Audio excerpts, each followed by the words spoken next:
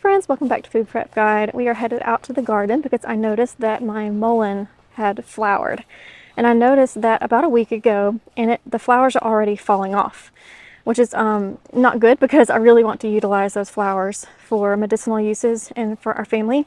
And they're already falling off the plant, so I need to get out there and get everything harvested. And I thought it would be fun to do a video just to chat about mullein. How to identify it, like out in the wild. It grows wild, especially in dry, hot areas like the South.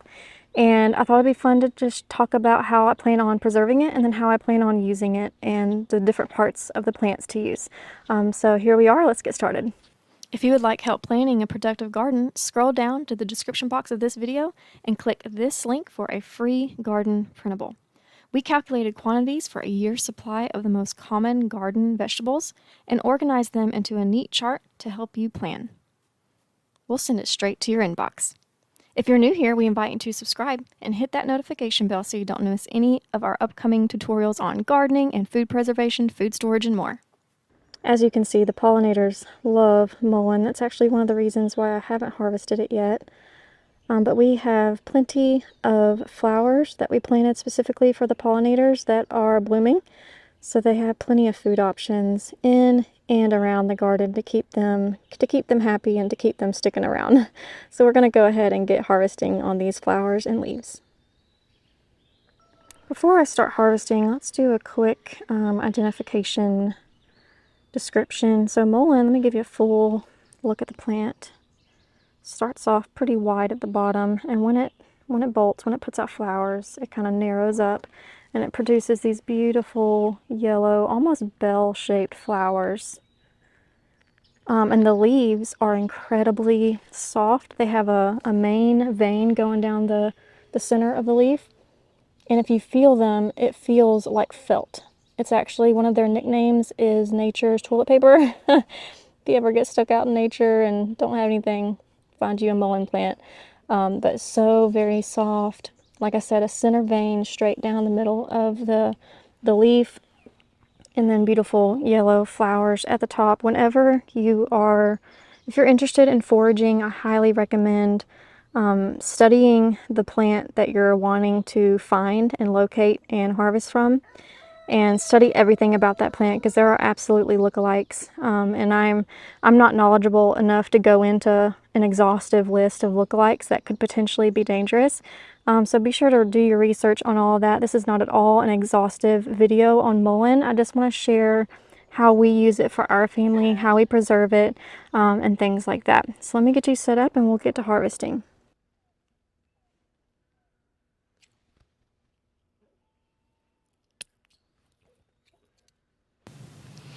I want to share the just incredible benefits and uses of mullein, but please know that I am not a doctor and nothing I say should be taken as medical advice. I'm simply sharing why we've chosen it for our family and how we use it. So mullein has been traditionally used in herbal medicine for its anti-inflammatory, antiviral, and antibacterial properties. One of the most well-known uses of mullein is for respiratory health, and that's certainly probably the main thing that we use it for in our family.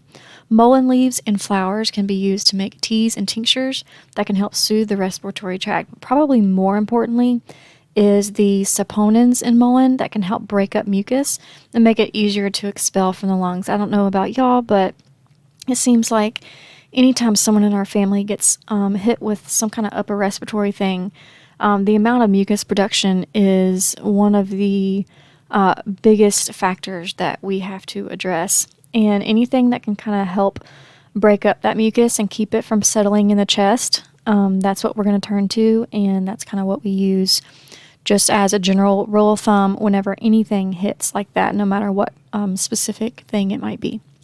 But besides its respiratory uses, the leaves of the mullein plant can be used to make poultices or infused oils that are applied topically to the skin. If you're new to like remedies and working with herbs, a poultice is just when you take the leaves of a plant and kind of make them wet and use it as kind of like a bandage. And you can benefit from the clean covering of that, but also the different properties that it has, like specifically the mullein has the antibacterial properties that can help wounds not get infected. It's not a fail-safe, not guaranteed, of course, but it's just something that we can do to help decrease our chances of that. The preparations can help treat minor burns too, wounds and skin infections, thanks to the antibacterial properties. And then also it has some anti-inflammatory effects that can just help reduce the swelling. And of course, we all know if you can reduce the swelling, you can generally reduce the amount of pain that's experienced. Another use for mullein is for ear health, and that is the other way that we use it. Though this is specifically mullein flowers and not the mullein leaves, the mullein flowers can be infused in oil to create some ear drops to help with earaches and ear infections. And that's what we'll be doing with the flowers a little bit later on in this video. But when I'm harvesting mullein, whether it be the leaves or the flowers, I'm trying to select the best of the best and discard any that seem dirty. When harvesting the flowers, it's fine to take all of them, as that won't affect the plant's ability to grow back next year. But when it comes to harvesting the leaves, I always try to leave about a third of the plant still intact. That's probably an overly conservative amount. You could probably take more, but that's just a general rule of thumb that I follow when harvesting practically any herb.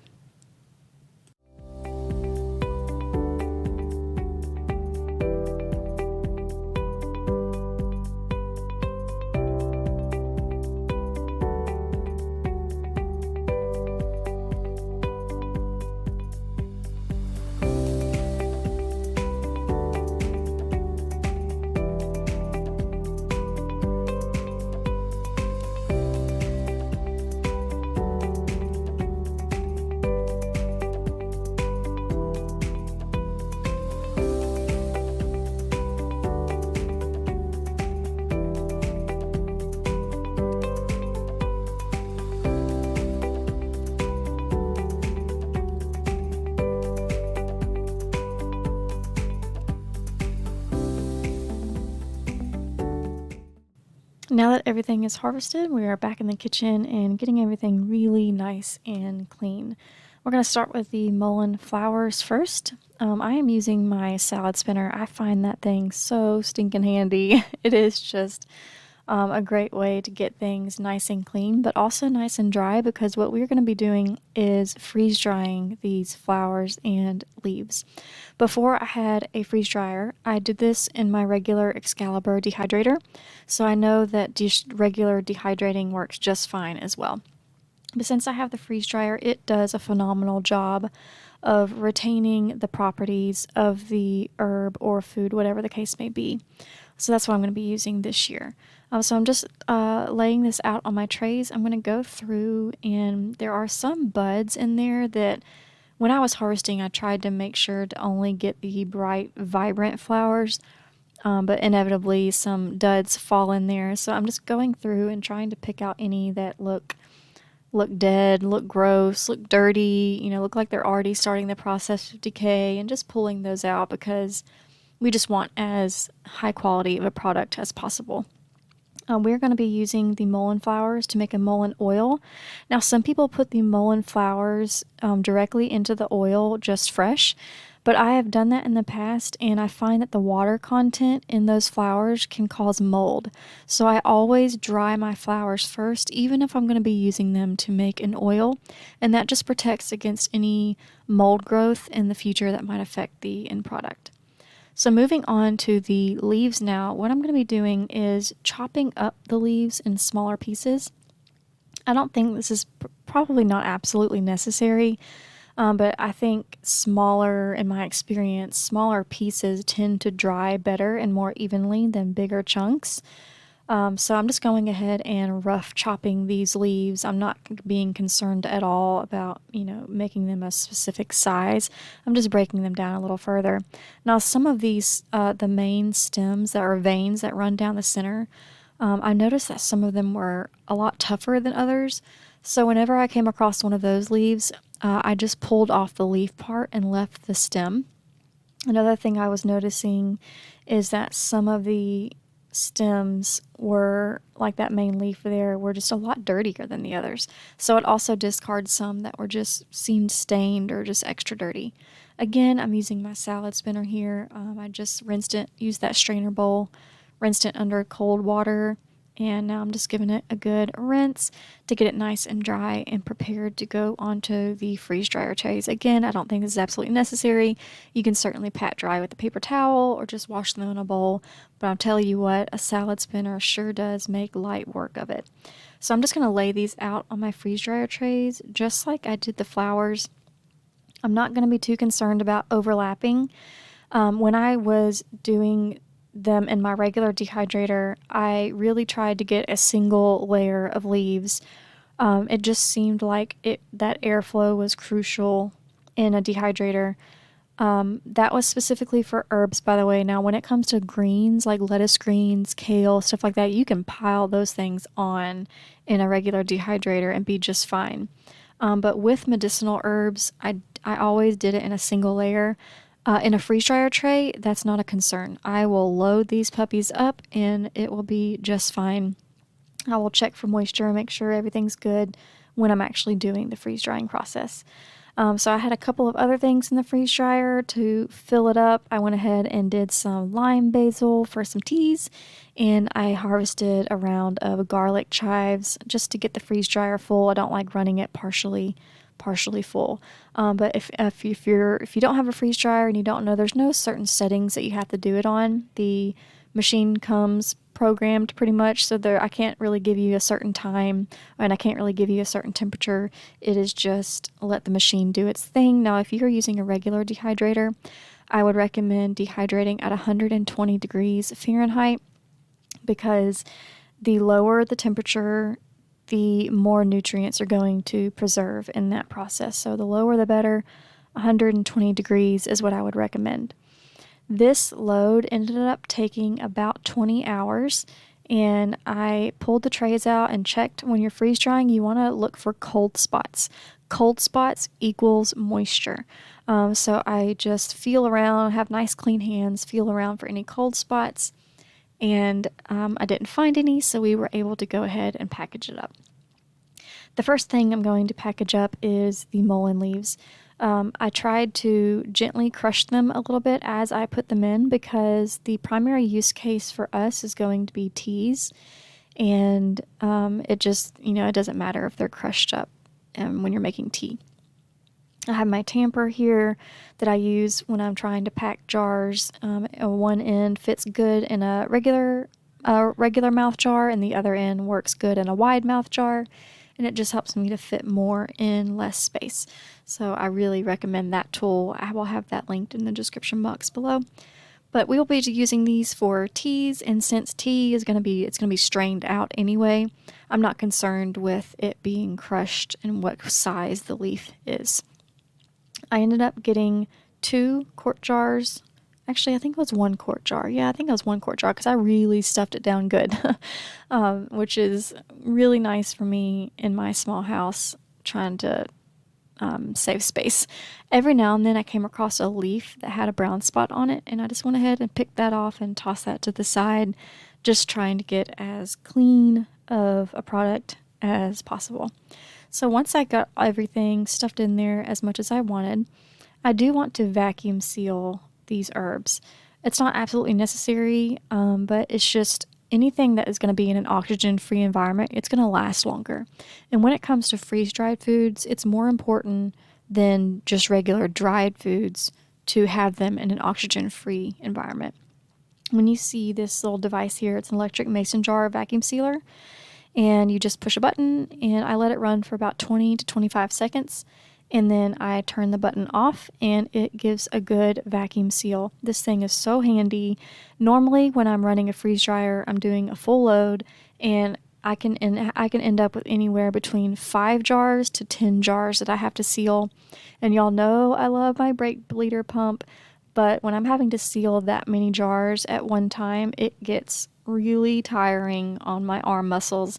So this electric machine has just come in so much handy. It's got right now you see me using it on a regular mouth, but all you have to do is twist off the bottom and then it converts to a wide mouth jar. So it's regular and wide in one device. It was, as you can see, it was nice and sealed there. So now we're moving on to the mullein flowers. And we're just going to do this in a 1/2 pint jar because it doesn't take much at all, but we're going to turn this into an oil. I mentioned previously that mullein oil makes excellent ear drops for helping with earaches and ear infections and stuff like that. Personally, in my family, none of my children have had to ever go to the doctor for ear problems. They've never had to be on antibiotics for ear infections. This mullein oil has just been excellent for that. In my family, personally, we can attest to that. You see me tamp this down pretty hard. Don't do that. I realized that after I tamped it down, I was like, oh, you know what? I shouldn't have tamped it down that hard because it's going to make it hard for the oil to get in there and get it coat all the flowers. So you'll see me loosen that up in just a minute. But I'm using extra virgin olive oil. You don't need anything fancy for this. You don't have to go buy anything, super special high quality oil. But I'm just using some extra virgin olive oil from Walmart. And what the important thing is to make sure that all of the flowers are submerged under the oil. Anything above the oil line does carry the risk of molding, but like I mentioned before, this is why I freeze dried them first or just dehydrated them first, because that really decreases your chances of mold forming. But I'm just going to put my lid on here. We are not going to vacuum seal. You don't want to vacuum seal anything liquid, and that's not just for herbal remedies. That is anything. Don't want to vacuum seal anything liquid at all.